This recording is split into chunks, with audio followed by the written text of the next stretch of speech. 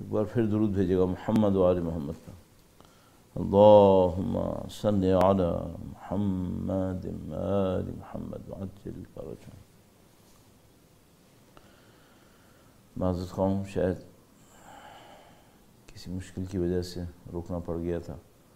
ایک بار پھر وقت کے امام کے حضور ادائے احترام کے لیے انشاءاللہ اس عزاداری سید الشہداء میں ان کی خاص مدد شامل حال ہو، اور جو مختصر کوششیں انجام پا رہی ہیں وہ ان کی بارگاہ میں قبول ہیں انشاءاللہ.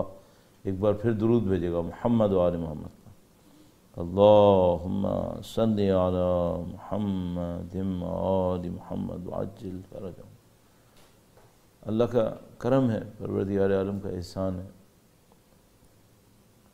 اس نے بہت ساری نعمتیں ہمیں ایسی دی ہوئی ہیں جس میں حقیقت یہ ہے کہ ہمارا کوئی کردار نہیں ہے.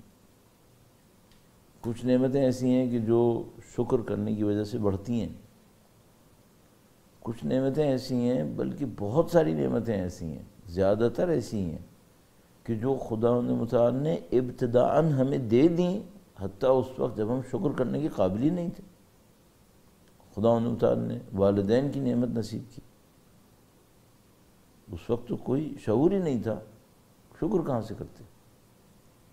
اسی طرح مجھے بار بار اس بات کا احساس ہوتا ہے کہ خداوند متعال نے ہمیں سید الشہداء کی محبت نصیب کی، اس راستے کے اندر قرار دیا، اور یہ بات انسان کے اوپر ذمہ داری کو بڑھا رہی ہوتی ہے کہ اگر خداوند متعال نے ہمیں یہ فضیلت نصیب کی ہے، خداوند متعال نے یہ سعادت نصیب کی ہے، تو یقیناً اس کے ساتھ ساتھ کوئی ذمہ داری بھی ہوگی جو ہمارے اوپر آئی ہوگی. تو انشاءاللہ اس ذمہ داری کے اوپر توجہ دیتے ہوئے عزاداری سید الشہداء کو انجام دیتے ہیں، تاکہ انشاءاللہ خداوند متعال سید الشہداء کی شفاعت نصیب فرمائے، سید الشہداء کی ہمراہی نصیب فرمائے، اور انشاءاللہ ان کے وارث کی نصرت کی سعادت نصیب فرمائے. ایک بار پھر درود بھیجے گا محمد و آل محمد. اللہم صلی علی محمد و آل محمد وعجل فرجهم. ہم نے جس موضوع کے لیے کوشش کی ہے وہ شہادت امام حسین علیہ السلام اور احیاء دین کا احیاء. اور کئی اعتبار سے عرض کر چکے ہیں کہ احیاء دین کا مطلب کیا ہوگا. یہاں پر ہم مزید اس کے اوپر وقت نہیں لگائیں گے اور موضوع کو تھوڑا سا اور آگے بڑھانے کی کوشش کریں گے. یہ کہ سید الشہداء نے احیاء دین کی مختلف کہہ سکتے ہیں شاخیں، دین کے مختلف پہلو ہیں. جب ہم کہتے ہیں سید الشہداء نے احیاء دین کیا، تو احیاء دین کسی ایک چیز کا نام نہیں تھا.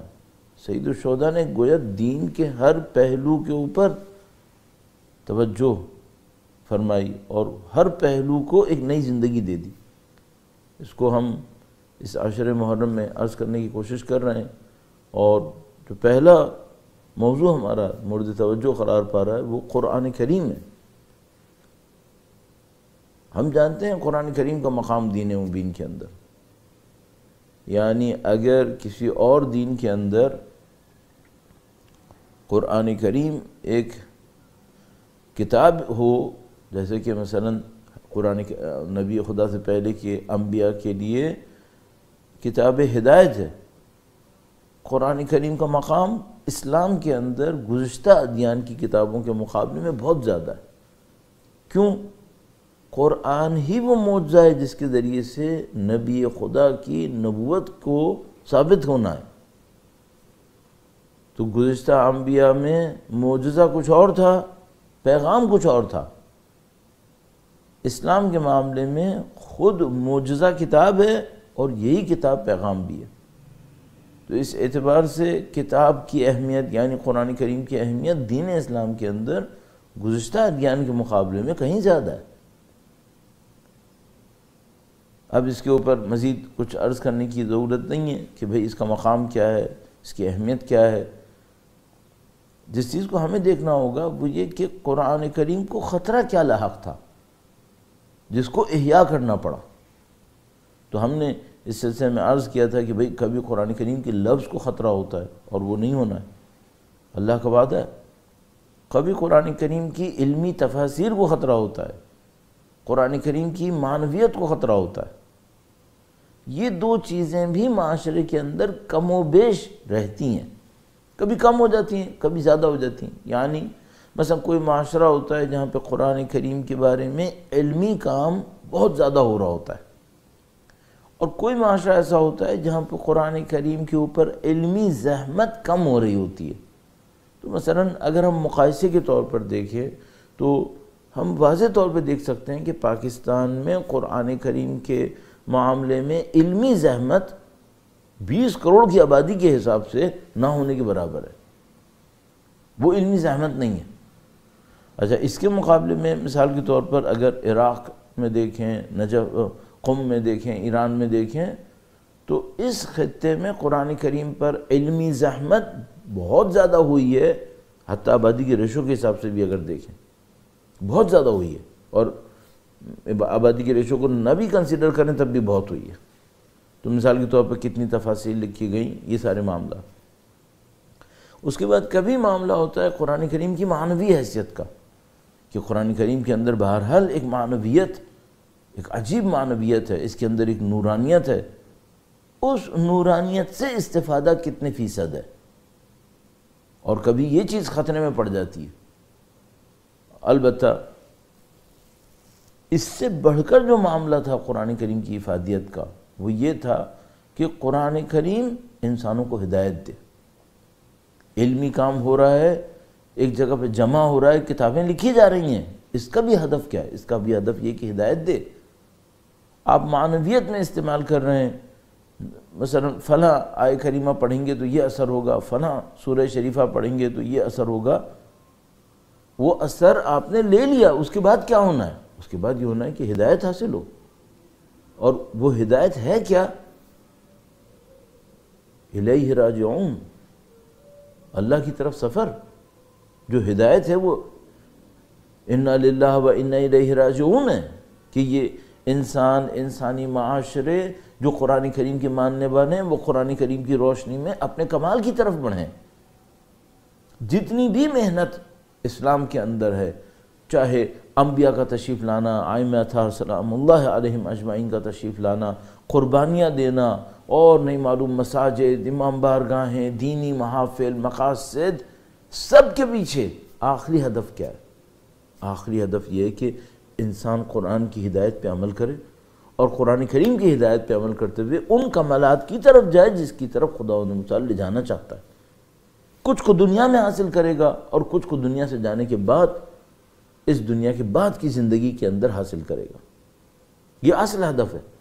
اچھا، اگر سب کچھ باقی ہو اور یہ ہدف مر جائے تو یہاں پہ واقعاً وہ جو سید الشہداء کا جملہ ہے، وہ علی الاسلام السلام، خدا حافظ کہنا پڑے گا پھر اسلام کو۔ کیوں؟ چونکہ شروع میں تو یہ لگے گا کہ باقی سب باقی ہے، یہ ختم ہوا ہے، کچھ عرصے کے بعد وہ بھی ختم ہو جائے گا۔ میں اس کو تھوڑا سا آپ کی خدمت میں عرض کروں گا کہ یہ کیسے ہو سکتا ہے۔ درود بھیجے گا محمد و آل محمد پر، اللہم صلی علی محمد آل محمد وعجل فرجہم۔ اس زمانے کے مدینے کو سوچ لیتے ہیں، مدینہ منورہ علمی کام کسی حد تک ہو رہا تھا، معنوی کام ہو رہا تھا، کتابت لفظ کو کوئی خطرہ لاحق نہیں تھا، قراء موجود تھے، حفاظ موجود تھے۔ پھر سید الشہداء کیوں فرما رہے ہیں کہ اگر یزید حاکم ہوا تو اسلام کو خدا حافظ کہنا پڑے گا؟ اسلام کا بہت اہم کمپوننٹ کتاب ہے، اور کتاب کی یہ ساری چیزیں جو میں نے تفاصیل عرض کی یہ موجود تھی۔ قراء سب سے اہم وہاں پر اس زمانے میں سمجھے جاتے تھے، حافظین موجود تھے۔ سید الشہداء جانتے تھے یہ سارے حافظ باقی رہیں گے، اور اگر یزید جیسا آ گیا، اور اس نے چند شعر تو بول ہی دیے تھے کہ بھئی کوئی وحی نہیں آئی، اچھا اب حافظ رہ گئے، اور اوپر سے حکومت ساری مشرکوں کے ہاتھ میں آ گئی، اور انہوں نے لوگوں کے درمیان یہ بات مشہور کر دی کہ بھئی یہ تو کچھ ہوا ہی نہیں تھا، اور ابھی رک جائیے گا، ایک اگلا قدم بھی ہے، وہ قدم ہے جس کی خاطر سید الشہداء میدان میں آئے۔ بہت خطرناک معاملہ ہے، اور وہ خطرناک معاملہ کسی بھی معاشرے کے اندر آ سکتا ہے، حتیٰ بعض اوقات بغیر یزید کے. اس کو غور فرمائیے گا، یہ جو وہاں پہ یزید کے ساتھ ہوا تھا شاید کسی معاشرے کے اندر بغیر یزید کے بھی ہو جائے. وہ مرحلہ کیا ہے یہ مجھے آپ کی خدمت میں عرض کرنا ہے. درود بھیجے گا محمد و آل محمد پر. اللہم صلی علی محمد و آل محمد عجل فرجہم. چھوٹی سی ایک بات آپ سے پوچھتا ہوں. مثلا ہم کسی سے کہیں کہ بھائی آپ اپنے رزق کے لیے کیا محنت کر رہے ہیں؟ وہ بتائے گا کہ میں ڈگریز لے رہا ہوں، میں بزنسز کر رہا ہوں، میں اپنے بچوں کو ایجوکیٹ کر رہا ہوں، جس کو لوگ کیریئر پلاننگ کہتے ہیں وہ ساری وہ بتا دے گا، بزنس پلانز شاید بتائے. اچھا آپ اس سے کہیں کہ تم نے یہ دیکھا کہ قرآن کریم نے رزق کو بڑھانے کے لیے کیا کہا؟ میرے خیال میں جو مسلمان ہوگا وہ فوراً کہے گا ہاں یہ بہت اہم ہے، دیکھنا چاہیے. تو اس سے ہمیں پوچھنا پڑے گا اگر اتنا ہی اہم تھا تو اب تک کیوں نہیں دیکھا تھا؟ یا مثال کے طور پر اگر کہیں پہ قرآن کریم نے لکھا ہو کہ یہ کام کرنا تمہارے رزق کو برباد کر دے گا. سود لینا اللہ سے جنگ کے برابر ہے. اچھا ایک آدمی کا بزنس چل رہا ہے، وہ سود لے رہا ہے، اور اس کو آپ یاد دلائیں کہ دیکھو قرآن کریم میں لکھا تھا سود لینا اللہ سے جنگ کے برابر ہے، تمہارا کام صحیح نہیں ہوگا، تمہارا بزنس ختم ہو جائے گا. تو وہ کیا کہے گا آپ سے کہ ہاں میں کل سے چھوڑ رہا ہوں؟ موسٹ پروبیبلی آپ کے سامنے شرما حضوری میں کہے گا ہاں یہ صحیح نہیں ہوا، نہیں ہونا چاہیے تھا. تو اب کیا ارادہ ہے؟ اب میں اس کو دیکھتا ہوں، اس پہ توجہ دینی چاہیے. کیا مطلب ہے ان باتوں کا؟ بھئی یا تو یہ کہے کہ قرآن کریم میں یہ حکم نہیں ہے، نعوذ باللہ تعالی، یا یہ کہے کہ قرآن کریم میں ہے حکم، اس کا مطلب کچھ اور ہے. صحیح ہے. اب یہ قبول بھی کر لیتا ہے کہ ہاں قرآن کریم میں ہے، اور اس کے بعد یہ کہتے ہیں ہاں دیکھتے ہیں اس پہ کیا کرنا چاہیے. مطلب کیا ہے ان باتوں کا؟ ان باتوں کا مطلب یہ ہے کہ قرآن کریم کی اس حقیقت کے اوپر مجھے یقین نہیں آیا. اصل مطلب یہ ہے. اگر آپ کسی شخص سے کہتے ہیں رزق کے لیے تمہیں یہ قرآن کریم نے حکم دیا ہے اور تم یہ کر رہے ہو، اس سے تمہارا رزق نہیں ملنے والا، اور وہی کہتا ہے ہاں دیکھتا ہوں میں کیا معاملہ ہے، کس طرح کرنا چاہیے مجھے، اس کا مطلب کیا ہے؟ اس کو یقین نہیں آیا. یہ بالکل ایسے ہی جیسے آپ کسی کو نعوذ باللہ تعالیٰ کسی بیماری کے اندر دیکھیں، جو ہمارے ملک کے اندر رائج چیزیں ہیں، مثلا دنیا میں رائج ہیں، بلڈ پریشر ہے، شوگر ہے. آپ کسی کو مثلا شوگر کا مریض پائیں اور اس کو شوگر کھاتا دیکھیں اور آپ اس سے کہیں کہ دیکھو بھائی تم تو شوگر کے مریض ہو نا، تمہاری ریڈنگز اتنی ہیں، یہ جو تم کھا رہے ہو اس سے تمہاری ریڈنگ اتنی اور بڑھنے والی ہے. اچھا وہ مسلسل کھاتا رہے اور کہے دیکھتے ہیں کیا ہونے والا ہے، دیکھتے ہیں کیا کرتے ہیں. اس کا مطلب کیا ہے؟ اس کو آپ کی بات پہ یقین نہیں آیا. اگر آپ کی بات پہ یقین آ جاتا کہ اس سے میری جان خطرے میں پڑنے والی ہے، تھوڑی دیر میں مجھے اٹیک ہو سکتا ہے، تھوڑی دیر میں فینٹ ہو سکتا ہوں، یہ کھاتا رہتا ابھی نہیں. بالکل. اور دوسری مثال دیتا ہوں کہ مثلا کوئی ایک آدمی جا رہا ہے کسی جنگل کے اندر اور آپ سامنے سے آتے ہیں اور اس سے کہتے ہیں کہ بھائی تم اس راستے پہ جا تو رہے ہو لیکن میں تمہیں بتا دیتا ہوں یہاں یہ خطرات ہیں، اور وہ خطرے تم نہیں نپٹ سکتے، تمہارے پاس تو کوئی اکوپمنٹ ہی نہیں ہے. اس کے بعد وہ کہے کہ میں دیکھتا ہوں، آگے چل کے دیکھتا ہوں. اس کا مطلب کیا ہے؟ اس کو آپ کی بات پہ یقین نہیں آیا. یہ خطرہ معاشرے کے اندر انتہائی مہلک ہے. کیوں؟ آپ سارا علمی کام کر لیجئے، سارا معنوی کام کر لیجئے، دنیا کی بہترین کتابت کروا لیجئے، دنیا کے بہترین قراء بٹھا دیجئے، جب لوگوں کو قرآن کی تعلیمات پہ یقین ہی نہیں رہا تو پھر کیا ہو سکتا ہے؟ پھر آپ تفصیل لکھتے رہیے، ورد اور اذکار بتاتے رہیے. اور میں نے عرض کیا محافل قرآن کیجئے، قرأت قرآن کے مقابلے ہو رہے ہوں گے، حفظ قرآن کے مقابلے ہوں گے، سب کچھ ہو رہا ہوگا، قرآن زندگی میں نہیں ہوگا. نعوذ باللہ تعالی. کیوں؟ قرآن کے احکام پہ یقین نہیں ہے. اور میں آپ سے 10 بستہ پوچھ سکتا ہوں کہ ہمارے معاشرے میں ایسا نہیں ہوا. اور یہ وہ مشکل تھی جو اس معاشرے میں بھی آ گئی تھی جہاں پر ابھی قرآن کریم کو نازل ہوئے 50 سال ہوئے ہیں، اللہ کے نبی کو دنیا سے گئے ہوئے. وہاں یہ مشکل آ گئی ہے کہ تمام چیزوں پر قرآن کریم کے احکام وغیرہ کے اوپر سب کچھ ہونے کے باوجود یقین ختم ہو گیا، اور جب یقین ختم ہو گیا تو اب تو یزید آ رہا ہے اور وہ کہہ رہا ہے کہ بھائی یہ تو اصلا تمہارا تو یقین پہلے ہی نہیں تھا، نعوذ باللہ تعالیٰ، اب تو معاملے کچھ اور، تو پھر تو کوئی رکاوٹ ہی نہیں تھی۔ اچھا، اب سید الشہداء چاہتے ہیں قرآن کریم کا احیاء ہو، اب یہ احیاء کیسے ہوگا؟ صحیح ہے، میں اس کی مثال آپ کی خدمت میں عرض کرنے کی کوشش کرتا ہوں۔ درود بھیجے گا محمد و آل محمد پر، اللہم صلی علی محمد آل محمد وعجل فرجہم۔ عزیزان محترم، ایک خطرے کی نشاندہی میں آپ کی خدمت میں عرض کر دوں۔ ایسا نہ ہو کہ آج میں آپ کی خدمت میں احیاء قرآن، احیاء دین، شہادت امام علی مقام، ان تمام باتوں کو کر رہا ہوں اور میں نے قرآن نہ پڑھا ہو، قرآن ہی نہ پڑھا ہو۔ اچھا، جو میں اتنی لمبی لمبی تقریر کر رہا ہوں احیاء قرآن پر، احیاء دین کے اوپر، اور میں نے خود قرآن کریم نہ پڑھا ہو، آپ کو کیسے لگے گا؟ یعنی آپ میرے بارے میں اچھی رائے قائم نہیں کریں گے اگر آپ کو یہ احساس ہو گیا کہ میں نے جس دن 1 گھنٹہ قرآن کریم کے بارے میں بولا، احیاء قرآن کریم پر بولا، اس دن میں نے قرآن کریم نہیں پڑھا، یا میں پورا عشرہ پڑھ رہا ہوں سید الشہداء پر اور شب عاشور سید الشہداء کے مصائب پر رلا رہا ہوں کہ ہمیں قرآن اور نماز سے عشق ہے، اور میری زندگی میں قرآن اور نماز کا کردار اتنا سا ہے، اور وہ بس اتنا ہے کہ میں جہنم میں نہ جاؤں۔ ہم لوگ کہیں اس مشکل میں مبتلا نہ ہوں۔ اگر خدا نہ کرے نعوذ باللہ تعالیٰ ایسا ہو رہا ہو تو میں آپ کو سکون سے کہہ سکتا ہوں کہ پھر ان مجالس کا ہم پہ اثر نہیں ہوگا، ہم پہ اثر نہیں ہوگا۔ کیوں؟ قول و فعل کا تضاد آ گیا۔ ایک طرف سے ہم سید الشہداء کی شہادت کا ذکر کر رہے ہیں کہ انہوں نے احیاء قرآن کیا، اور دوسری طرف سے اپنی زندگی میں قرآن کا اماتہ کیے بیٹھے ہیں، قرآن کو مار کے بیٹھے ہیں، نعوذ باللہ تعالی۔ تو پھر ہماری بات میں اثر کہاں سے آئے گا؟ ہمارے کام میں اثر کیسے آئے گا؟ تو اگر آپ واقعاً چاہتے ہیں کہ ان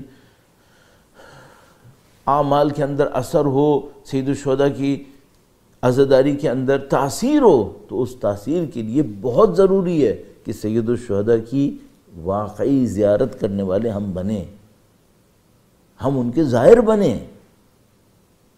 عرب کبھی کبھی ایک جملہ کہتے ہیں، یا ہم نے سنا اس طرح سے، تو وہ کہتے ہیں کہیں پہ پہنچتے ہیں تو کہتے ہیں زائرک ببابک، اے مولا آپ کا زائر آپ کے دروازے پہ آیا ہے، فقیرک ببابک، آپ کا مانگنے والا آپ کے دروازے پہ آیا ہے۔ کاش ہم زائر حسین ہوں ببابہ، فقیر درگاہ حسین ہوں ببابہ۔ اللہ نے موقع تو دے دیا، عزاداری میں تو بٹھا دیا، اب بھی زیارت کیے بغیر چلے جائیں، اب بھی کچھ مانگے بغیر چلے جائیں، اس میں سے جو وہ دینا چاہتے تھے۔ اللہ اکبر۔ تو اعزائے محترم انشاءاللہ توجہ فرمائیے گا، انشاءاللہ پروردگار ہماری اور آپ کی توفیقات میں اضافہ فرمائے اور ہمارے کام کے اندر اور زیادہ اثر نصیب فرمائے۔ درود بھیجے گا محمد و آل محمد پر، اللہم صلی علی محمد آل محمد وعجل فرجہم۔ اب تصور فرمائیے اگر کسی معاشرے کے اندر یہ مشکل آ جائے کہ قرآن کریم میدان عمل کے اندر فوت ہو جائے، نعوذ باللہ تعالی۔ اچھا، اب آپ آئیے تفسیر کا ایک درس رکھ لیجئے، کچھ نہیں ہونے والا، چونکہ جو مشکل آئی تھی وہ علم میں نہیں آئی تھی۔ اب آپ قرآن کریم کے حفظ کا ایک مقابلہ رکھ لیجئے، اس سے بھی اثر نہیں پڑے گا۔ کیوں؟ مشکل حفظ میں نہیں آئی تھی، اثر کس سے پڑے گا؟ یہ دیکھو مشکل کہاں پہ آئی تھی، مشکل آئی تھی عمل کے اندر۔ عمل کر کے دکھاؤ تو پھر احیاء قرآن ہوگا میدان عمل کے اندر۔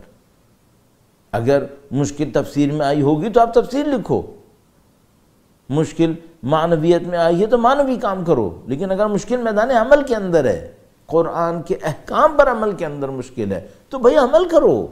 اور یہ سید الشہداء نے کیا۔ جب میں نے کل آپ کی خدمت میں عرض کیا، جب مولا اپنے کام کے بارے میں بیان کرتے ہیں تو وہ فرماتے ہیں کہ وہ جو یہود کے ربانیون والاحبار قرآن کریم نے ان کی مذمت کی، لولا ینہاہم الربانیون والاحبار، ان کے اللہ والوں نے اور صاحبان علم نے منع کیوں نہیں کیا جب گناہ کی باتیں ہو رہی تھیں اور حرام کھایا جا رہا تھا؟ تو سید الشہداء یہ کہنا چاہ رہے ہیں یہ حکم قرآن ہے، تم نے اس حکم قرآن پہ عمل نہیں کیا ہے، میں عمل کروں گا اور میں کر کے دکھاؤں گا تمہیں۔ اچھا، اب یہاں پہ ایک اور معاملہ ہے، میں معذرت چاہتا ہوں اگر کوئی احساس کرے کہ میں اتنی باریکی میں کیوں جا رہا ہوں، لیکن مجھے کچھ اور عرض بھی کرنا ہے آپ کی خدمت میں۔ ابھی سید الشہداء اگر ان احکام پہ توجہ دینا، جیسے مثلا اقیموا الصلاۃ، آتوا الزکوٰۃ، وارکعوا مع الراکعین، اگر سید الشہداء ان کی بات کریں تو ممکن ہے کوئی سید الشہداء سے کہے کہ بھائی آپ نواز رسول ہیں، آپ کی نماز کی برابر ہماری نماز نہیں ہے، ہم بھی پڑھ تو رہے ہیں۔ اب سید الشہداء نے ان کی بات نہیں کی، سید الشہداء نے گویا واضح کر کے پن پوائنٹ کیا ان احکام کو جن کو یکسر تعطیل کر دیا گیا تھا۔ لہذا سید الشہداء نے کہا کہ یہی جو ربانیون والاحبار والی آیات کریمہ ہے، اسی کے تسلسل میں آگے آیا کتنے برے تھے وہ لوگ جب وہ امر بالمعروف اور نہی عن المنکر نہیں کر رہے تھے۔ کیوں نہیں کر رہے تھے امر بالمعروف اور نہی عن المنکر؟ سید الشہداء نے یہاں سے بات شروع کی، کہا تم قرآن کے علمی کام کرتے ہو نا، قرآن کا معنوی کام کرتے ہو، تمہارے پاس حفاظ ہیں۔ میں نے میدان منی کا تذکرہ کیا تھا، کتنے حفاظ جمع کیے سید الشہداء نے۔ اس کے بعد فرمایا تم نے سارے کام کیے نا، اب یہ بتاؤ کہ یہ جو قرآن کریم میں لکھا تھا اس پہ خاموش کیوں ہو؟ بولتے کیوں نہیں ہو؟ اچھا وہ کہیں گے ہم اقیم الصلاۃ پہ بول رہے ہیں، آتوا الزکوٰۃ پہ بول رہے ہیں، سید الشہداء فرما رہے ہیں نہیں اس میں ذکر نہیں ہے، یہ بتاؤ یہ احکام کیوں پامال ہو رہے ہیں؟ اب معلوم ہے کیوں پامال ہو رہے ہیں، اس میں گردن نہیں کٹے گی، اس میں گردن کٹے گی۔ اور انبیاء اس لیے حضرت موسیٰ علیہ السلام فرعون کے پاس آ کر یہ نہیں کہہ رہے تھے کہ فرعون تو نماز کیوں نہیں پڑھ رہا، تو عبادت کیوں نہیں کر رہا ہے، وہ اپنے لیے کچھ جواب نکال لیتا۔ حضرت موسیٰ علیہ السلام نے آ کر یہ کہا تم ظلم کیوں کر رہے ہو، تم نے قوم پہ ستم کیوں کیا ہوا ہے، یہاں سے بتاؤ۔ سید الشہداء نے وہیں پہ ہاتھ رکھا اور کہا کہ یہ جو نافرمانیاں خدا کی ہو رہی تھیں اس پر ذمہ داری ربانیون احبار کی تھی، بولتے کیوں نہیں ہو؟ اور کل میں نے آپ کی خدمت میں نبی کے حدیث کے لیے عرض کرنے کہا تھا، وہ میں آپ کی خدمت میں عرض کرتا ہوں۔ درود بھیجے گا محمد و آل محمد پر، اللہم صلی علی محمد آل محمد وعجل فرجہم۔ اللہ کے نبی نے ارشاد فرمایا صنفان من امتی اذا صلح صلح العالم واذا فسد فسد العالم، دو صنف میری امت میں سے ایسی ہیں اگر یہ صالح ہوں پورا نظام صحیح ہے، اگر یہ فاسد ہو جائیں پورا نظام فاسد ہے۔ بہت تیزی سے وہ دو صنف کون سی ہیں؟ الامراء والفقہاء، حکام اور علماء۔ اردو میں ترجمہ کر رہا ہوں، جبکہ امراء بھی اردو میں ہے، فقہاء بھی اردو میں ہے، لیکن سلیس کرنے کی خاطر حکام اور علماء، اگر یہ دو صحیح ہو جائیں، کیوں یہ دو؟ یہ ٹرینڈ سیٹ کرتے ہیں، یہ لوگوں کو ویلیوز دیتے ہیں، ان سے لوگ سب کچھ سیکھیں گے۔ الناس علی دین ملوکہم، لوگ اپنے حکام کے دین پہ چلنے لگتے ہیں، ان کے رویے پہ چلنے لگتے ہیں۔ دین کا مطلب سے دین نہیں ہے، رویے سارے اختیار کر لیتے۔ آج آپ پاکستان میں دیکھ لیجئے، اپنے ملکوں میں دیکھ لیجئے، جو ٹاپ پہ اوپر ہوں گے وہ سیٹ کریں گے ٹرینڈ کے نیچے والے کیا کریں گے۔ عمرہ حکام ہو گئے، علماء کا کام کیا ہے؟ علماء کا کام یہ ہے کہ اگر یہ حکام بدنیت ہو جائیں، راستے سے پھر جائیں، تو یہ کلمہ اعتراض بلند کریں۔ پورا نظام بنا ہوا ہے۔ اللہ کے نبی نے فرمایا برائی برائی برائی ان علماء کے لیے جو سلاطین سوء کے دربار میں پہنچتے ہوں، برے حکام کے دربار میں پہنچتے ہوں خوش آمدیں کرنے کے لیے، اپنے منفعت کو حاصل کرنے کے لیے۔ برائی ان علماء سوء کے لیے جو ان برے حکام کے پاس پہنچتے ہیں۔ اللہ کے نبی نے حکام کو اور علماء کو اس طرح فاصلے میں رکھا، اگر حکام سوء ہوں، برے ہوں، ورنہ اللہ کے نبی کیا چاہتے ہیں؟ اللہ کے نبی یہ چاہتے ہیں تم ذمہ داری اٹھاؤ. خطبہ منا بہترین ڈاکومنٹ ہے، جب بھی زندگی میں آپ کو موقع ملے اس کو پڑھیے. اب وہ ذمہ داری علماء نہیں اٹھا رہے سید الشہداء کے دور میں، نہ خود ذمہ داری اٹھا رہے ہیں، نہ وہ ظالم اسلام سے دور حکمران جو معاشرے کو تباہ کر رہے ہیں ان کے خلاف آواز بھی اٹھاتے ہیں، نہیں اٹھا رہے. سید الشہداء فرمانے کیوں نہیں کر رہے؟ اچھا اب ظاہر ہے کہ وہ جواب میں کیا کہیں گے؟ جواب میں ان کا یہ ہوگا کہ بھائی اگر ہم آواز اٹھائیں گے تو ہماری جان خطرے میں ہوگی. اور سید الشہداء نے کیا کر کے دکھانا ہے؟ اب دیکھیے جو حل ہے وہ یہاں سے شروع ہو رہا ہے، حل یہاں سے شروع ہو رہا ہے. درود بھیجے گا محمد و آل محمد پر. اللہم صلی علی محمد آل محمد وعجل فرجہ. سید الشہداء نے سب کلیئر کر دیا لوگوں کے لیے. دیکھو معاشرہ ایسے جا رہا ہے، تم لوگ آواز نہیں اٹھا رہے، تم قرآنی ذمہ داریوں پہ عمل نہیں کر رہے. اچھا اب سید الشہداء فرمانے میں عمل کروں گا. تو لوگوں کے ذہن میں کیا ہے؟ لوگوں کے ذہن میں یہ ہے کہ ہم جو عمل نہیں کر رہے وہ اس لیے نہیں کر رہے کہ ہمارے پاس فوج ہی نہیں ہے، ہمارے پاس طاقت نہیں ہے. اچھا سید الشہداء فرمانے طاقت میرے پاس بھی نہیں ہے، فوج میرے پاس بھی نہیں ہے، میں پھر بھی عمل کروں گا. قرآنی حکم کے تحت اگر آپ عمل کریں گے آپ مشکل میں پڑیں گے یا نہیں پڑیں گے؟ قطعاً پڑیں گے. وَلَنَّبْلُوَنَّكُمْ بِشَيْءٍ مِّنَ الْخَوْفِ وَالْجُوعِ وَنَقْصٍ مِّنَ الْأَمْوَالِ وَالْأَنفُسِ وَالثَّمَرَاتِ. قطعاً مشکل میں پڑیں گے. یہ وہ جگہ ہے جہاں آبادی پیچھے ہٹ جاتی ہے، اصحاب حسین علیحدہ ہو جاتے ہیں. اب کون قرآن پہ عمل کرے گا؟ ہاں اب یہ کرٹیکل ٹائم ہے. ان اللہ اشتری من المؤمنین انفسهم واموالهم بان لهم الجنہ یقاتلون فی سبیلہ صفا یقتلون ویقتلون. اب کون عمل کرے گا؟ وہ عمل کرے گا جس نے اپنا نفس اللہ کو بیچ دیا ہے، اس نے اپنا وجود خدا متعال کے سامنے قربان کر دیا. اس طرح قرآن احیاء ہوگا کہ سید الشہداء کہہ رہے ہیں یہ قرآن کا حکم ہے، اس پہ عمل کرنا ضروری ہے. تم عمل نہیں کر رہے، تمہارے پاس بہانہ یہ ہے کہ ہمارے پاس طاقت نہیں ہے، میرے پاس بھی طاقت نہیں ہے، میں عمل کروں گا. آپ عمل کریں گے تو آپ کو شدید نقصان اٹھانا پڑے گا ظاہری طور پہ. سید الشہداء فرما رہے ہیں میں یہ سارے نقصان اٹھاؤں گا. اب صرف ایک بات بتاؤ، جب میں یہ سارے کام کر دوں گا تو قرآنی وعدہ میرے لیے کیا ہے؟ قرآن کا وعدہ کیا ہے؟ اگر کوئی شخص اپنی ذمہ داریوں کو انجام دے قرآن کریم کے مطابق، کوئی گروہ کوئی معاشرہ اپنی ذمہ داریوں کو انجام دے اور اس کے پاس طاقت نہ ہو اور اس کا دشمن بہت طاقتور ہو، قرآن کا وعدہ کیا ہے؟ یہ وہ جگہ نہیں ہے جہاں لوگ تکلف میں قرآن پہ عمل کریں گے. بعض جگہ تکلفات میں قرآن کریم پہ عمل ہوتا ہے. وہ کیسے؟ میں کسی مجلس ترحیم میں گیا، وہاں کہا فاتحہ، میں نے بھی فاتحہ کے لیے ہاتھ اٹھا دیا، عمل ہو گیا قرآن کریم میں، یہ ہو گیا. اب اگر میں کسی جگہ پہ گیا اور وہاں لوگوں نے کہا کہ ہم ظالم کے خلاف جہاد کرنے کے لیے جا رہے ہیں، دوپہر تک قربانی ہو جائے گی، سب شہید ہو جائیں گے، کون ہمارے ساتھ ہے؟ کوئی آئے گا تکلف میں؟ اب کوئی تکلف میں آئے گا قرآن کریم پر عمل کرنے کے لیے؟ نہیں، اب کوئی تکلف نہیں ہے. اب تو وعدہ کر کے بھی پھر جائے گا. اب کیا ہے؟ اب سید الشہداء فرمانے میں عمل کروں گا، میں عمل کروں گا. اور میں کیوں عمل کروں گا؟ مجھے قرآن کے وعدوں پہ یقین ہے. اللہ اکبر.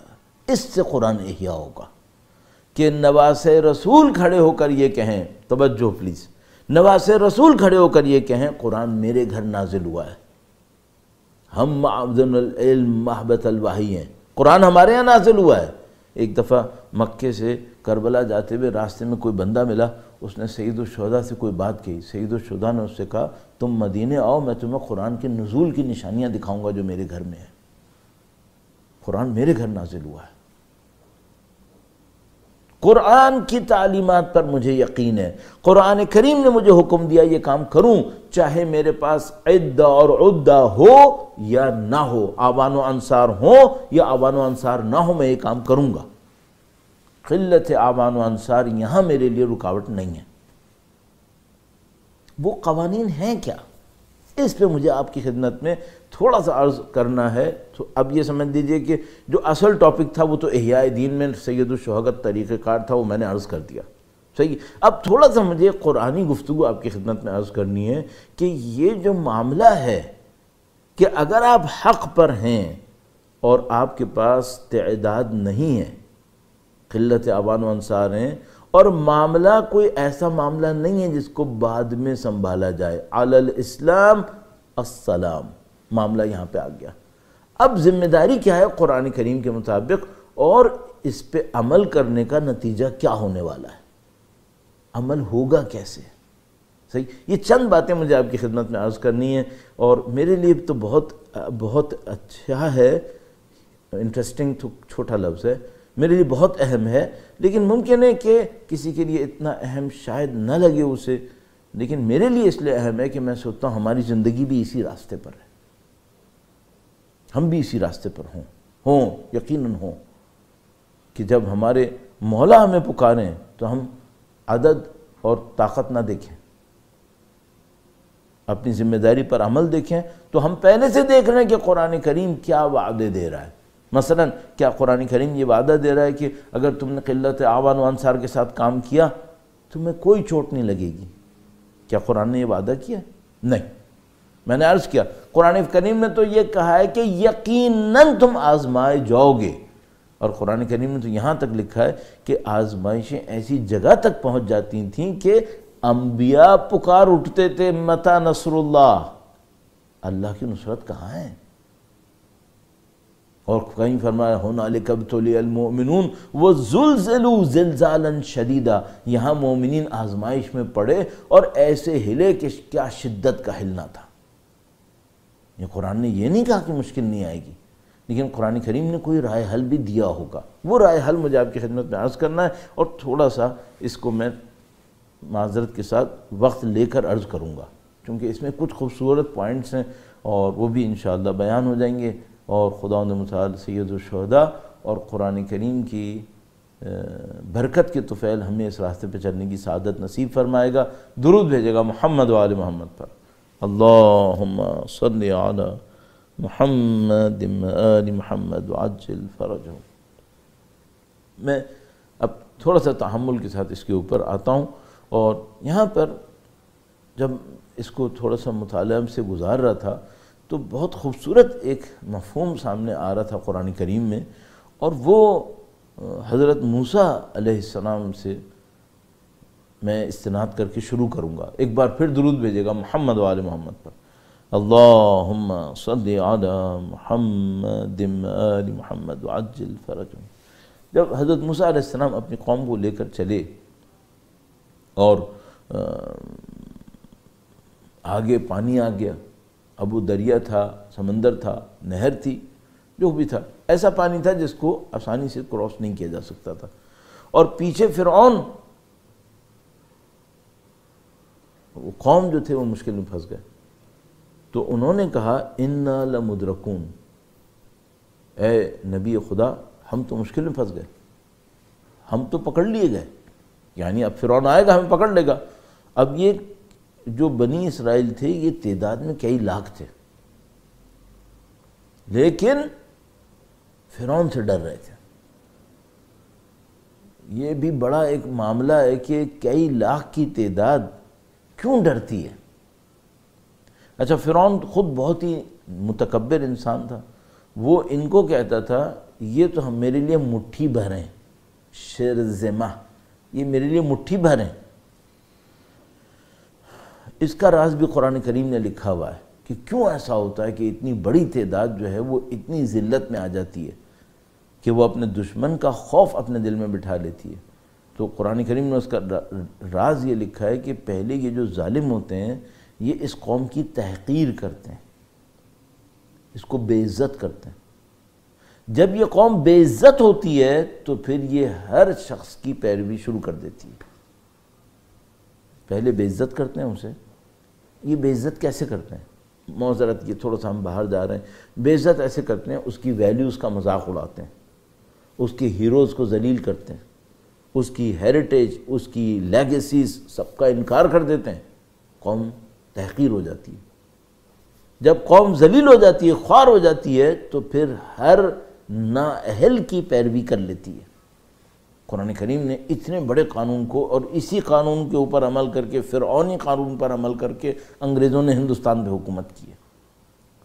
میں اس کو ثابت کر سکتا ہوں انشاءاللہ. قرآن کریم فرماتا ہے استخف قومہ فاطاعوہ. فرعون نے قوم کو ذلیل کیا، خفیف کیا، تحقیر کی. فاطاعوہ، پھر اس قوم نے فرعون کی اطاعت کر دی. اگر قوم کے اندر طاقت ہو، اپنی تاریخ کے اوپر، اپنی ثقافت کے اوپر، اپنے عقیدے کے اوپر، اپنی طرز زندگی کے اوپر فخر ہو، یہ قوم دوسرے کی اطاعت اتنی آسانی سے نہیں کرے گی. ہاں، پہلے تحقیر ہوتی ہے، اس کے بعد اطاعت ہوتی ہے. تو بنی اسرائیل تحقیر ہو چکے تھے. اب حضرت موسیٰ علیہ السلام جتنا ان کے دماغ کو بلند کرتے تھے کہ ہمت پکڑیں، کام کی طرف آئیں، وہ جو اندرونی ضعف اور کمزوری تھا بار بار سامنے آتا تھا. اب حضرت موسیٰ علیہ السلام کے وعدے کے اوپر شہر سے نکل گئے ہیں، جا رہے ہیں بچنے کے لیے، نئی زندگی شروع کرنے کے لیے. پانی تک جو پہنچے، مشکل میں دیکھا، تو اب یہ نہیں کہہ رہے اپنے نبی سے کہ ہم اس کا مقابلہ کرتے ہیں فرعون کا، بلکہ کہہ رہے ہیں انا لمدرکون، ہم تو پھنس گئے. حضرت موسیٰ علیہ السلام نے کہا کہ کلا، ہرگز نہیں، ان معی ربی سیہدین، یقیناً میرے ساتھ میرا رب ہے. سیہدین، یہ بہت عجیب جگہ ہے. دیکھیے قرآن کریم کے اگر آپ ایک لفظ کو بھی مجھ سے یہ کہیں، اور آپ بھی جانتے ہیں، مانتے ہیں، اگر آپ یہ کہیں یہ لفظ نہیں ہو کوئی اور رکھ لو، کیسے ہو سکتا ہے؟ قرآن کریم میں واو بھی تبدیل نہیں ہو سکتا. قرآن کریم نے یہاں پہ ایک لفظ استعمال کیا ہے، ان معی ربی، یقیناً میرا اللہ، میرا رب میرے ساتھ ہے. معی، میرے ساتھ ہے. یہاں سے مجھے ایک پوائنٹ ملا. جو شخص بھی اس بات کو احساس کر لے کہ خدا میرے ساتھ ہے، معا اردو میں بھی استعمال ہوتا ہے، بما ہم لوگ لکھتے ہیں اس کو، عربی میں معا ہوتا ہے. جو اس کو احساس کر دے خدا ہمارے ساتھ ہے، صحیح ہے، میرے ساتھ ہے، اور معنا بھی آتا ہے، عرض کروں گا، تو سمجھ لیجئے وہاں سے خدا متعال کی نصرت کا دروازہ شروع ہو گیا. اور یہ انبیاء نے کیا ہے، یہ کہا ہے معی ربی، میرے ساتھ ہے خدا. اللہ کے نبی فرماتے ہیں ان اللہ معنا، خدا ہمارے ساتھ ہے. اچھا، یہ انبیاء کا ایک اور طریقہ کار، اور یہ خدا کا حکم بھی ہے. میں بھی اس کے اوپر عرض کروں گا.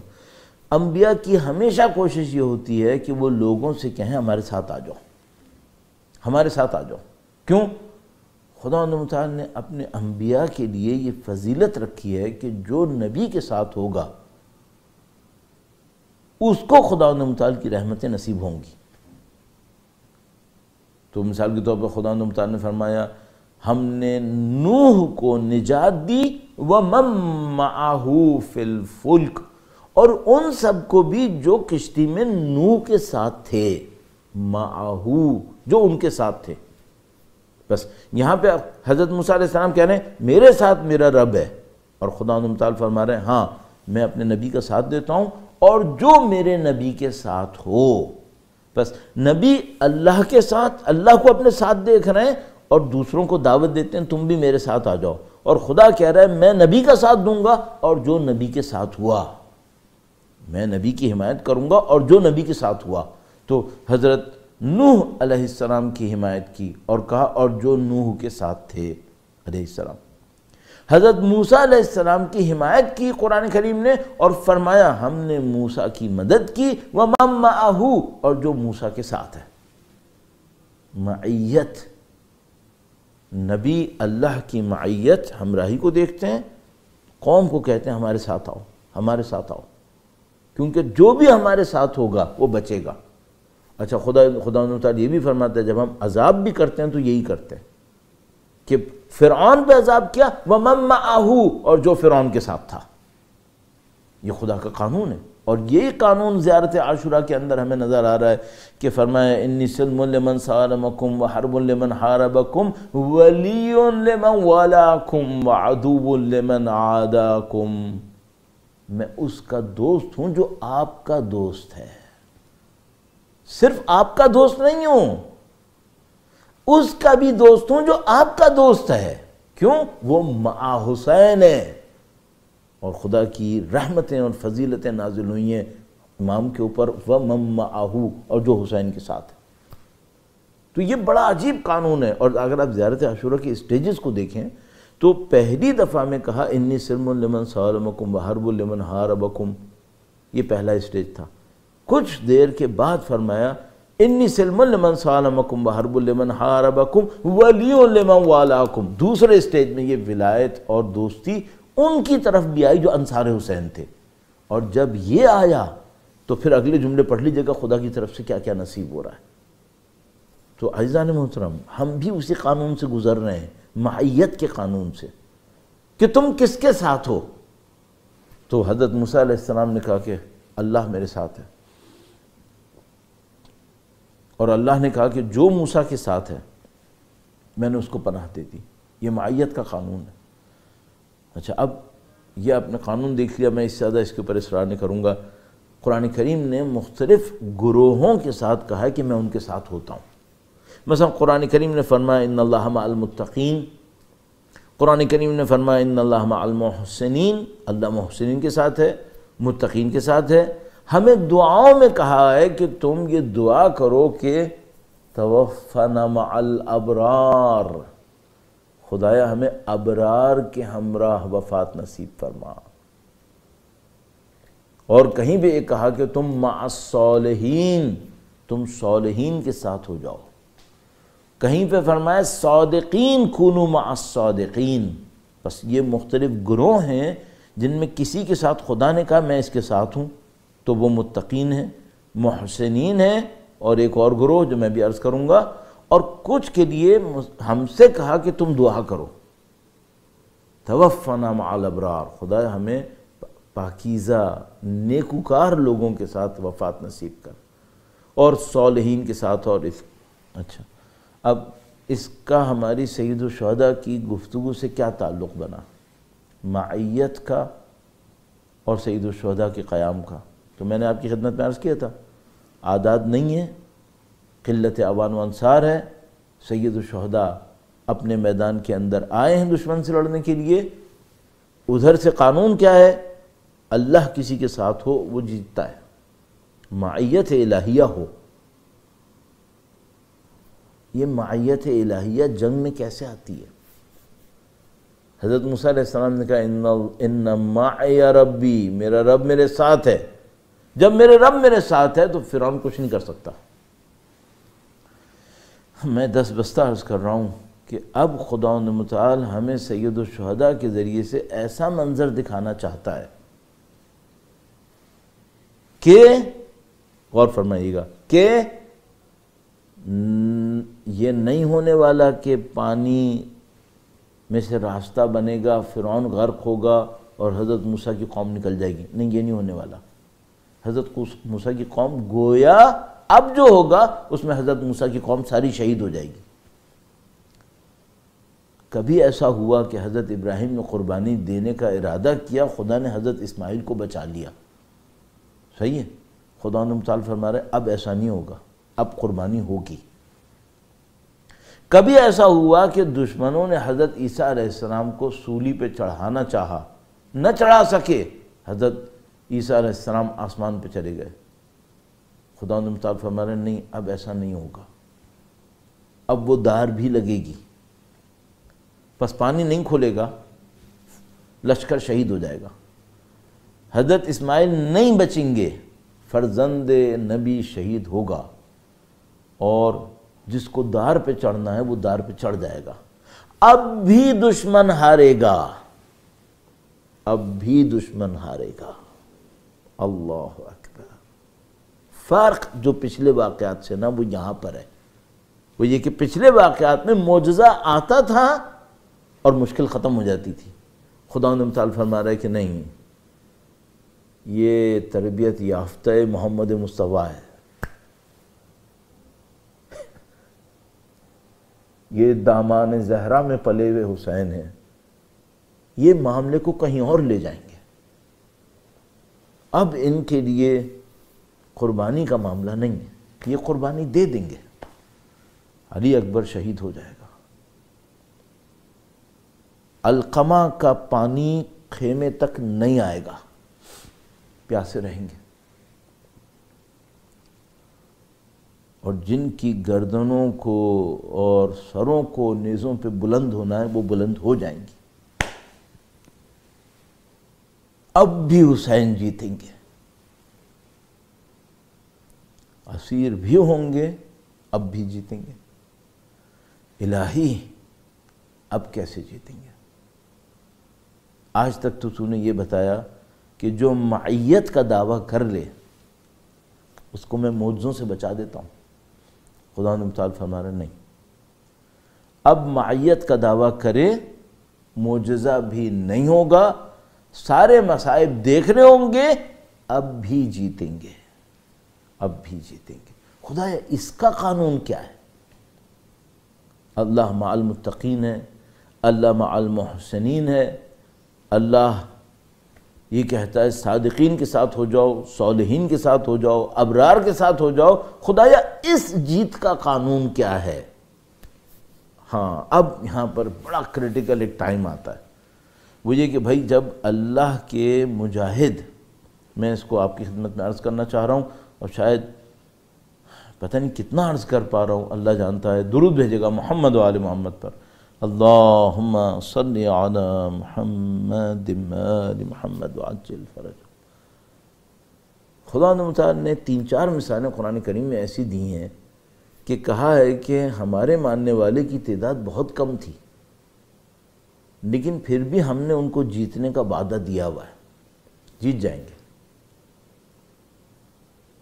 یہ آپ قرآن کریم میں سرچ کیجئے کہ یہ واقعات کہاں ہیں.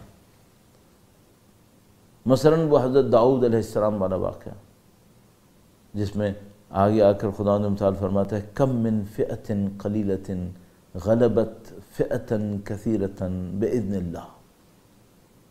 کتنی دفعہ ایسا ہوتا ہے کہ چھوٹا سا ایک گروہ ہوتا ہے اور فئہ کثیرہ کے اوپر غالب آ جاتا ہے باذن اللہ. الہی اس گروپ میں کیا صفت ہونی چاہیے تو وہ غالب آ جائے گا؟ قرآن کا احیاء چاہیے نا آپ کو. تو یہ دیکھیں قرآن کریم نے کیا حکم دیا ہے اس گروہ کے غلبے پانے کے لیے، کامیابی پانے کے لیے جس کی تعداد بہت کم ہے. تو مثال کے طور پر ایک مثال یہ ہو گئی. دوسری مثال کہاں پر ہے؟ جہاں خدا نے متعال فرماتا ہے کہ اذا لقیتم فئة فاثبتوا واذکروا اللہ کثیرا لعلکم تفلحون. سورہ انفال کے اندر جب بھی تم کسی گروہ کے سامنے پہنچو ثابت قدم ہو جاؤ، اللہ کا ذکر کثرت سے کرو، شاید تم کامیاب ہو جاؤ. قانون کیا ہے؟ 4 جگہ کے اوپر قانون آیا ہے اور ان 4 جگہوں کے قانون میں جو ایک صفت نکل کر سامنے آتی ہے کہ کسی میں یہ صفت ہوئی تو اس کو یہ جیت نصیب ہونی ہے. وہ بہت سادہ سی بات ہے. اب میں آپ اتنا کچھ کہنے کے بعد آپ سے کہوں گا، آپ کہیں گے اچھا مولانا اتنی سی بات تھی، لیکن یہ اتنی سی بات اللہ کے نزدیک بہت ہے. وہ کیا ہے؟ ان اللہ مع الصابرین. اللہ صبر کرنے والوں کے ساتھ ہے. اتنا بڑا قانون خدا متعال نے دیا ہے. کہا ہے کہ اگر تمہیں کبھی قلت کا سامنا ہے اللہ کی راہ میں اور تمہارا دشمن بہت طاقتور ہے، ظاہری طور پہ تمہاری جیت کا کوئی امکان نظر نہیں آ رہا، تم کیا کرو؟ صبر کرو، صبر کرو. اور اگر تم نے صبر کیا تو پھر معاملہ تمہارا ختم. اب خدا کا معاملہ ہے، اب خدا صبر کرنے والوں کے ساتھ ہے. یہ خدا کا قانون ہے. اور اگر میں وہ 4 آیات کریمہ بھی آپ کی خدمت میں عرض کر دوں تاکہ آپ کے پاس کچھ ریفرنس رہے، سورہ بقرہ آیت نمبر 153، سورہ بقرہ آیت نمبر 249، سورہ انفال آیت نمبر 46 اور سورہ انفال آیت نمبر 66، چاروں کے اندر قانون ان اللہ مع الصابرین کا ہے۔ خدا یہ مانگ رہا ہے، صبر کرو، اور واضح طور پر یہ فرمایا کہ اگر کسی کے اوپر ظلم ہو اور وہ پھر بھی صبر کر لے اللہ کی راہ میں، تو اس کا معاملہ خدا کے ساتھ ہے، اس کا معاملہ خدا کے ساتھ ہے۔ ایک دفعہ صبر اتنا ہوتا ہے کہ ایک گناہ میرے سامنے تھا، میں نے نہیں کیا۔ روایت نے کہا نا صبر 3 قسم کا ہے۔ ایک صبر یہ ہوتا ہے گناہ میرے سامنے تھا، میں نے نہیں کیا، صبر کیا۔ ایک دفعہ صبر یہ ہوتا ہے کہ نماز شب پڑھنے کی فضیلت تھی، میں نے مشکل میں اٹھ کر نماز شب پڑھ لی اور صبر کر لیا، ثواب مل گیا۔ ایک دفعہ یہ ہوتا ہے کہ اللہ کی دی ہوئی کسی ذمہ داری کو انجام دینا ہے اور یہ ذمہ داری جان جوکھوں کا کام ہے، جان خطرے میں پڑنی ہے۔ اور کس کی جان خطرے میں پڑنی ہے؟ اپنی نہیں، اپنے جگر گوشوں کی۔ اور صرف جان خطرے میں نہیں پڑنی، خیموں نے جلنا ہے، لاشوں نے پامال ہونا ہے، سروں نے نیزوں پہ گھمایا جانا ہے، وہ سرانے بازاروں میں جانا ہے۔ ان اللہ مع الصابرین، ان اللہ مع الصابرین۔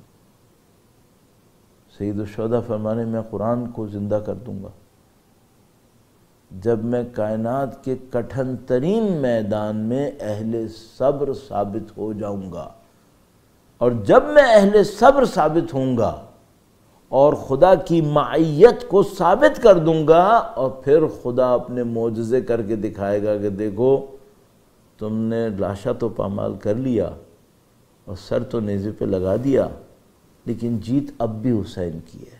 کیوں؟ کیونکہ وہ صابر ہے، اور ان اللہ مع الصابرین، ان اللہ مع الصابرین۔ میں طالب علم ہونے کے ناطے مصائب جب پڑھتا ہوں تو سوچتا ہوں ان سے مجھے کچھ سیکھنا چاہیے۔ تو بڑا تعجب ہوا جب سید الشہداء آخری مرتبہ خیمے میں آئے اور اپنی بہن سے کچھ باتیں ارشاد فرمائیں، اور روایت میں کہا بہن صبر کرنا، صبر کرنا۔ اللہ اکبر۔ انسان سوچتا ہے کہ اس آخری لمحے میں سید الشہداء نے یہ بات کیا کہی؟ بی بی زینب صابرہ ہے، بہت صبر کی۔ تو پھر جب انسان اس قانون کو دیکھتا ہے تو سید الشہداء کی عمل کی گہرائی نظر آتی ہے کہ سید الشہداء فرما رہے ہیں کہ بی بی خدا نے وعدہ کیا ہے کہ اگر کوئی لشکر کسی طاقتور لشکر کے سامنے صبر دکھائے گا، تو کہیں پہ فرمایا کہ 20 بھی ہوئے تو خدا 200 پہ بھاری کر دے گا، اور کہیں فرمایا تھوڑے سے بھی ہوئے تو خدا کام پورا کروا دے گا۔ بی بی صبر کر، بی بی نے بھی صبر کیا۔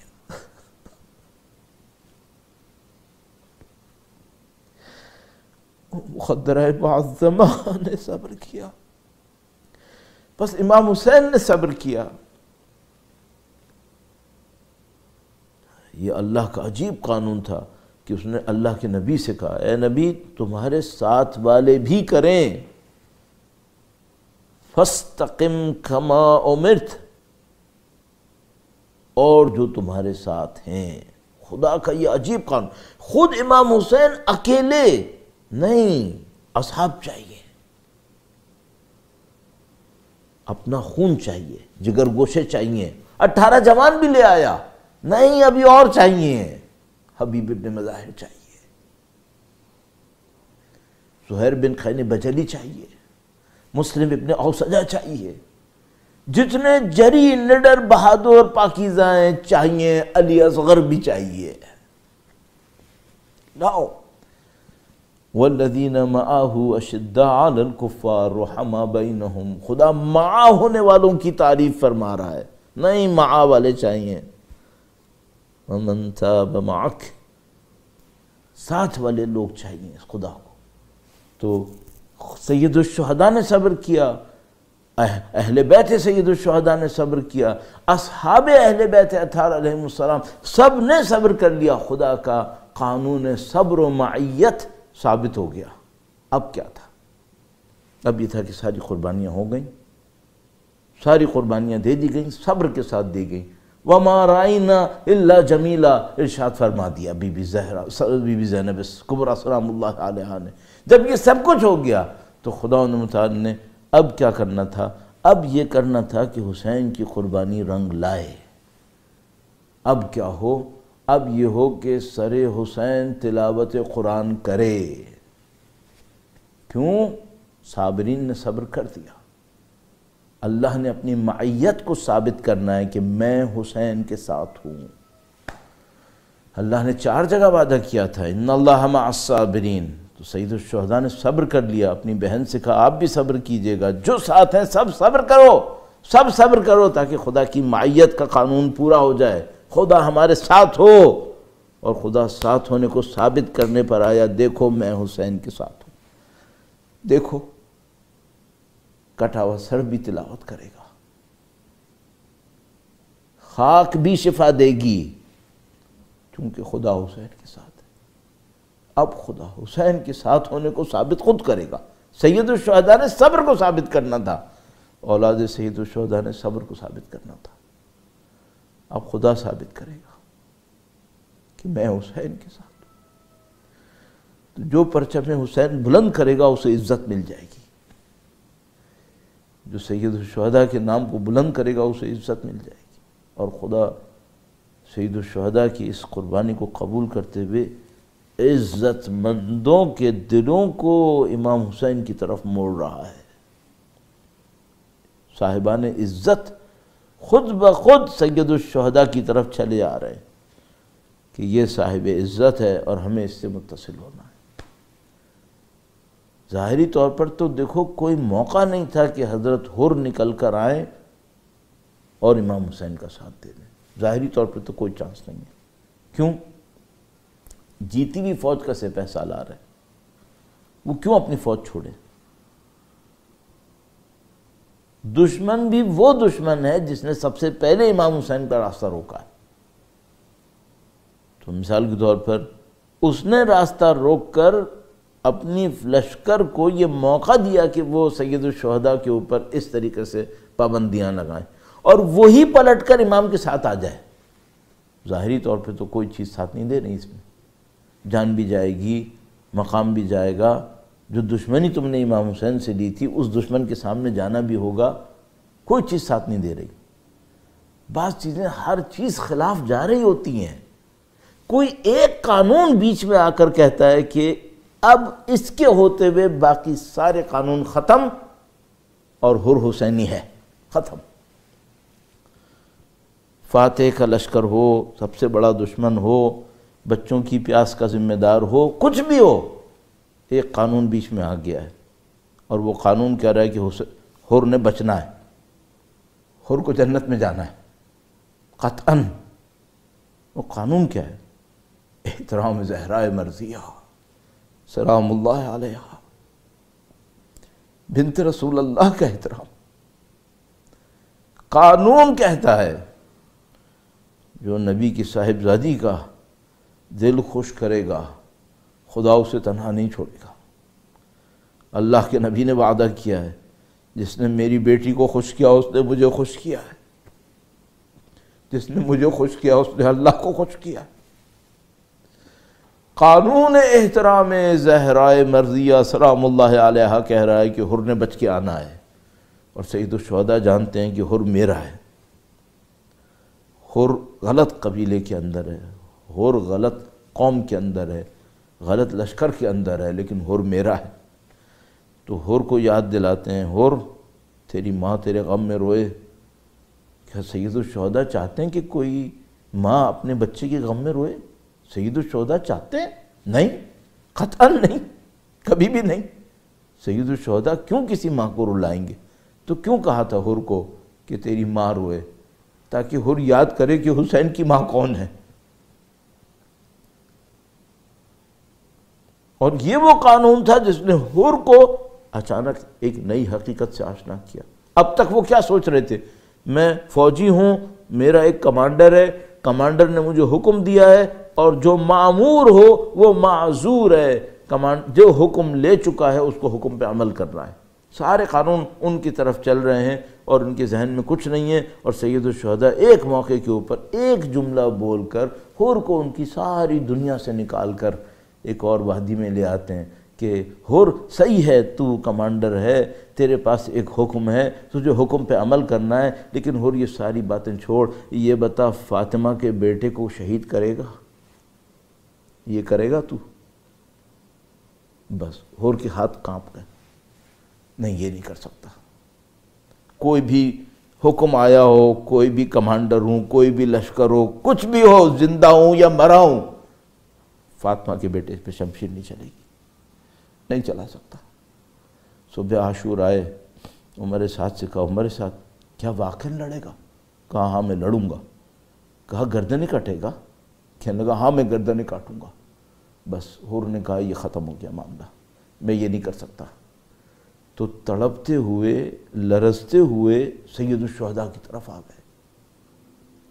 اب روایات بیان کرتے ہیں،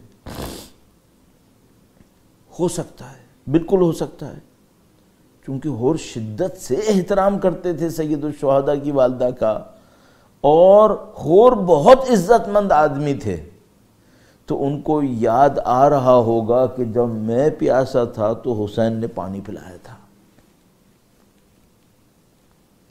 اب میری وجہ سے حسین کے بچے پیاسے۔ تو مجھے یقین ہے حر تو اتنے عزت مند تھے کہ وہ یہ سوچ رہے ہوں گے کہ کاش میرے 1000 کے لشکر نے حسین کے لشکر کا پانی نہ پیا ہوتا تو آج حسین کے بچے تو پانی پی لیتے کم از کم۔ تو میں وہ ہوں جس نے ان کا پانی بھی ختم کروا دیا اور باقی پانی بھی نہیں لینے دیا، اب میں ذمہ دار ہوں۔ اب حر کے لیے ممکن نہیں ہے کہ وہ نہر کو کھلوائیں امام حسین کے لیے، لیکن وہ اتنا تو کر سکتے ہیں کہ اپنا خون بہائیں۔